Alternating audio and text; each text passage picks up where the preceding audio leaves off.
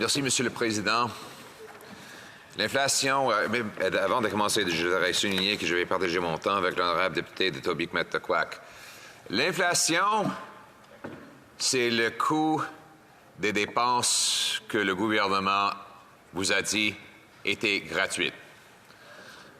On sait que le gouvernement libéral néo-démocrate a promis une utopie et de livrer gratuitement, que les coûts de ces dépenses n'allaient jamais frapper les Canadiens parce que le budget allait s'équilibrer par lui-même, ou bien que les taux d'intérêt étaient bas et que par magique, le gouvernement pouvait continuellement augmenter les dépenses plus rapidement que la croissance dans le coût de la vie et la croissance dans la population, sans conséquence.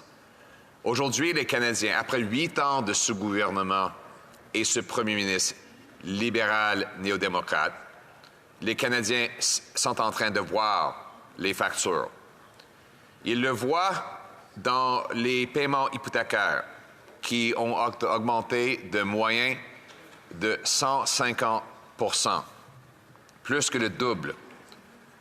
J'ai parlé à un travailleur en Colombie-Britannique qui paye maintenant 7 500 $ par mois pour son hypothèque. 7 500 $ par mois. C'est un homme de la classe moyenne avec 3 enfants. 4 000 de cette 7 500 $. 4 000 était simplement l'intérêt qu'il paye. Donc, ça ne rembourse pas le principal de son hypothèque. Ça va simplement dans l'air. C'est l'argent perdu. On parle de presque 50 000 $ par année que sa famille paie en intérêt, seulement en intérêt, pour son hypothèque. Impossible pour la famille moyenne. Mais c'est la réalité maintenant, après 8 ans de ce premier ministre. Ironiquement, c'était le premier ministre qui a promis qu'il allait aider la classe moyenne et ceux qui cherchaient de s'y joindre. Il ne parle plus de la fameuse classe moyenne. Hein? On n'entend jamais parler de la classe moyenne. C'est oublié parce qu'il ne veut pas rappeler la souffrance que ces politiques ont causée pour cette fameuse classe moyenne. On a maintenant des membres de la classe moyenne qui sont sans abri. C'est vrai que dans tous les pays, y compris le Canada, il y a toujours eu, malheureusement, des sans-abri. On n'a jamais eu, peut-être depuis la Grande Dépression, des gens de la classe moyenne qui étaient sans-abri. Maintenant, ça devient de plus en plus commun. On rencontre des gens à travers le pays, des infirmières, des charpentiers qui vivent dans leur voiture à cause des augmentations dans les paiements hypothécaires et, en conséquence, dans l'augmentation dans le loyer. Depuis que le premier ministre a promis, il y a 8 ans, de réduire le coût de logement, le coût a doublé. Le loyer a doublé, les paiements hypothécaires ont doublé et le paiement nécessaire pour un premier versement, doublé. En fait, quand j'étais ministre responsable pour le logement, ça coûtait la moitié que ça coûte aujourd'hui pour payer le loyer, l'hypothèque et un premier versement. Donc, les décisions du gouvernement ont des conséquences. Le gouvernement a augmenté le montant d'argent dans l'économie de 600 milliards de dollars.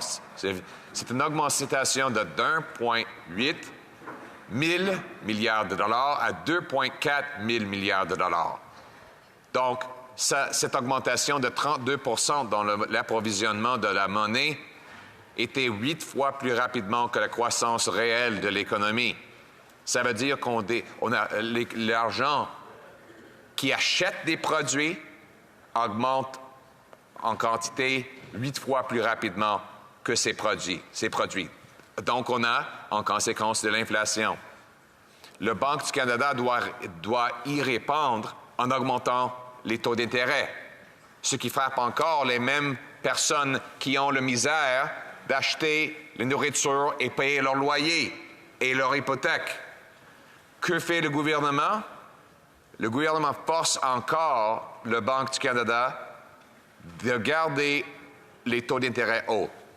Selon l'ancien ministre des Finances, John Manley, le gouvernement met le pied sur l'accélérateur de l'inflation avec les déficits, forçant la Banque du Canada de pousser sur les freins avec les augmentations de taux d'intérêt. On penserait que le gouvernement aurait essayé de ralentir ces déficits et de pousser vers un budget équilibré, mais ils ont fait le contraire.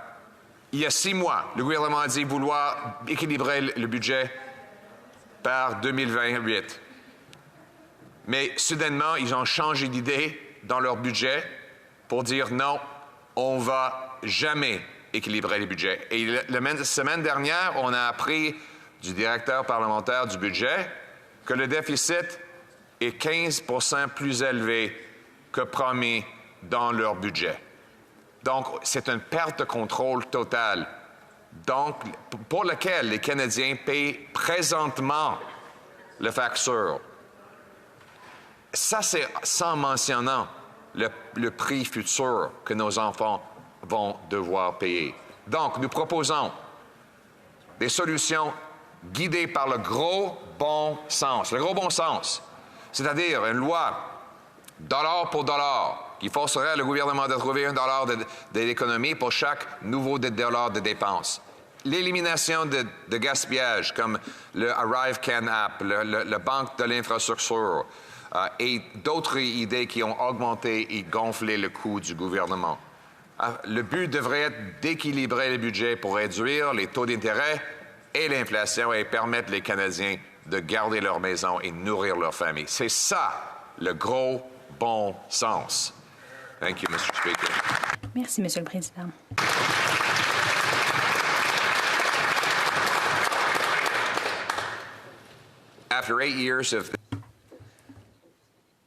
Après 8 ans de gouvernement libéral et de coalition néo-démocrate, on est frappé de plein fouet par la dure réalité.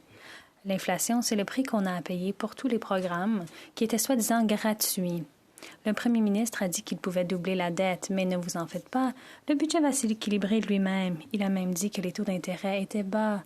Donc, les déficits pouvaient être abordables de façon permanente. Enfin, on devait dépenser. Mais voilà, les conséquences dévastatrices de ces dépenses, on les ressent aujourd'hui. Comme l'a dit Pythagore, les chiffres sont maîtres de l'univers. Peu importe les belles promesses faites, peu importe les paroles en l'air, voici la réalité. Lorsqu'on dépense au-delà de ses moyens, on augmente les coûts pour tout le monde. Le coût du gouvernement et de l'appareil gouvernemental a fait augmenter le coût de la vie. 500 milliards de déficit inflationniste a augmenté les taux d'intérêt et le prix de nos biens et services. Selon John Manley, l'ancien ministre des Finances, les dépenses du gouvernement font mettre le gouvernement le pied sur l'accélérateur de l'inflation qui fait en sorte que la Banque du Canada a appuyé sur les freins en augmentant les taux d'intérêt. Je rencontre des Canadiens partout au pays qui en arrachent. Des travailleurs à Vancouver, par exemple, me disent que leur taux hypothécaire mensuel dépasse la barre de 7 500 $ par mois. 4 000 $ de ces 7 500, ce n'est que pour les intérêts. Sa famille dépense 5 000 $ par année et 50 000 $ par année en intérêts pour leur hypothèque. Et ceci après que le Premier ministre, les documents du budget et le Premier ministre aient dit à cette personne que les taux allaient rester bas. Est-ce que vous pensez... On aurait pensé que le gouvernement renverserait sa tendance, mais c'est l'inverse qui s'est passé. Il y a une année, le gouvernement a dit qu'ils allaient équilibrer le budget d'ici 2028. L'année dernière, ils ont changé d'avis. Ils disent qu'ils ne vont jamais l'équilibrer. Et maintenant, le directeur parlementaire du budget dit que les dépenses sont 15% plus élevées que ce qui était prévu. Il faut mettre fin aux dépenses et au gaspillage pour équilibrer le budget et descendre les taux d'intérêt et l'inflation. Il faut le faire avant que des millions de dollars soit renouvelé dans les nouvelles hypothèques. Ce n'est que du gros bon sens. Ici, au Canada, il faut ramener le gros bon sens pour nous tous au Canada.